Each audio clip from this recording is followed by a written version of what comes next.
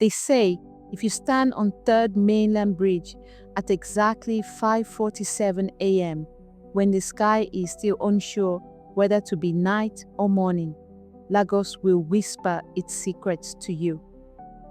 That was the morning everything began to fall apart for Sola Adeyemi.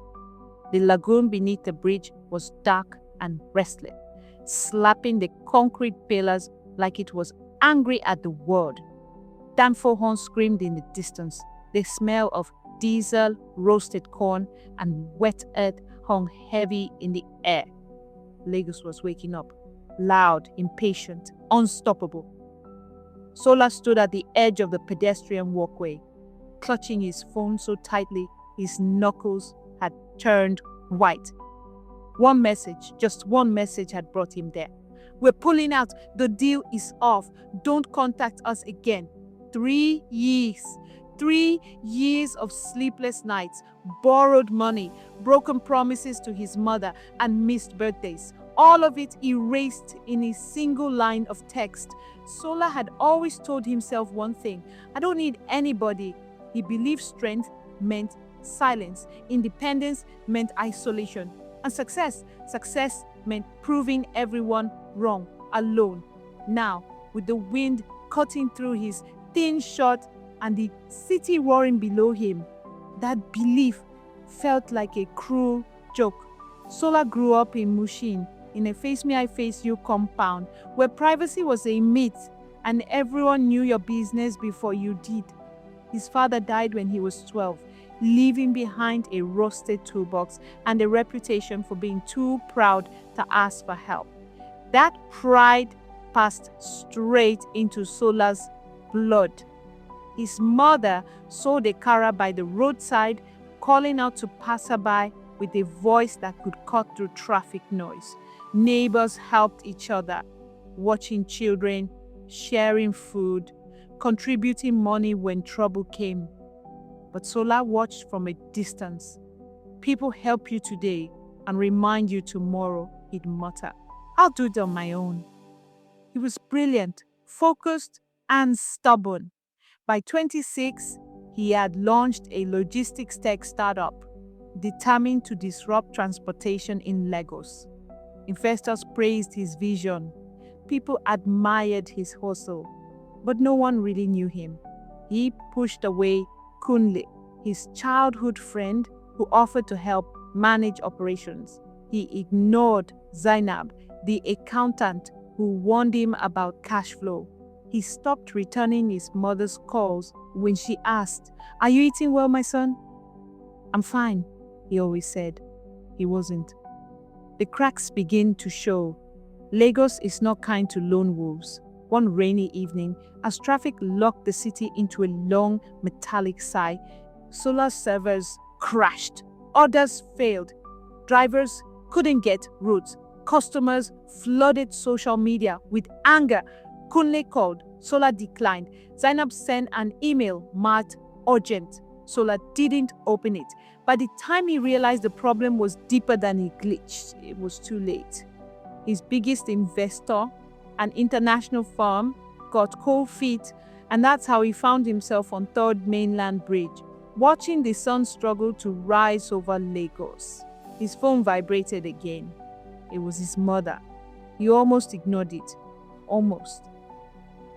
A voice that breaks the silence. "Sola," she said softly when he finally answered. "Where are you?" Something in her voice, steady, familiar, full of quiet strength, broke him. "I failed, Mama," he whispered. "I tried to do everything alone, and I failed." There was a pause. Then she said something that would stay with him forever. "My son, even the tallest Iroko tree does not grow alone. It needs the soil, the rain, the sun, the forest around it."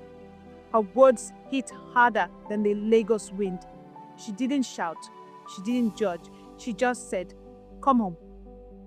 That afternoon, Sola sat in the same compound he once wanted to escape. Children ran barefoot. A generator hummed nearby. Neighbors greeted him like he had never left. Kunle showed up. "So this is how you want to die? Alone on a bridge?" Kunle joked, trying to hide the hurt in his eyes. Sola swallowed his pride. "I need help," he said. Those 3 words felt heavier than any failure he had ever faced. Zainab came later with spreadsheets and hard truths. "You built something powerful," she said, "but you built it on one leg. Businesses, like people, need balance." Together, they worked through the night. They renegotiated, they downsized, they called favors Sola never wanted to admit he needed. And slowly, painfully, the pieces came back together. Just when things seemed stable, tragedy struck. Kunle was involved in a serious accident on Ikorodu Road. The call came at midnight. Sola rushed to the hospital, heart pounding louder than the machines in the emergency room. He sat there, surrounded by Kunle's family, Zainab, his mother, and neighbors he barely remembered.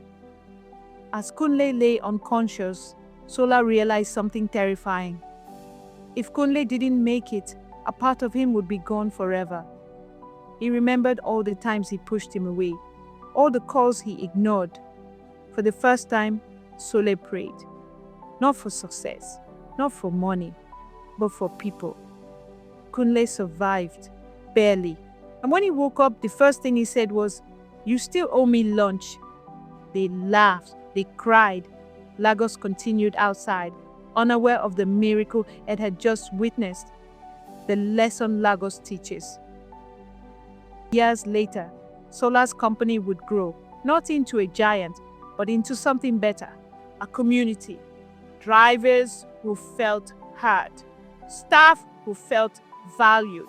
Partners who trusted each other. At every company orientation, Sola told the same story. "I once thought strength meant standing alone," he'd say, "but Lagos taught me something different." He'd pause, letting the room settle. No one survives this city alone. No one thrives alone. No one heals alone. Because Lagos, chaotic, beautiful Lagos, was built on connections, on neighbors shouting warnings across the street, on strangers pushing broken cars in the rain, on families, friends, and even chance encounters that change your life. So if you're watching this right now, feeling like you have to carry everything by yourself, if you think asking for help makes you weak, if you believe you're an island, remember this: even islands are surrounded by water, and bridges exist for a reason. The right people won't drain you, they'll hold you. And sometimes the difference between standing on the edge and finding your way back home is simply allowing someone to stand beside you. Because no one, absolutely no one, was meant to do life alone.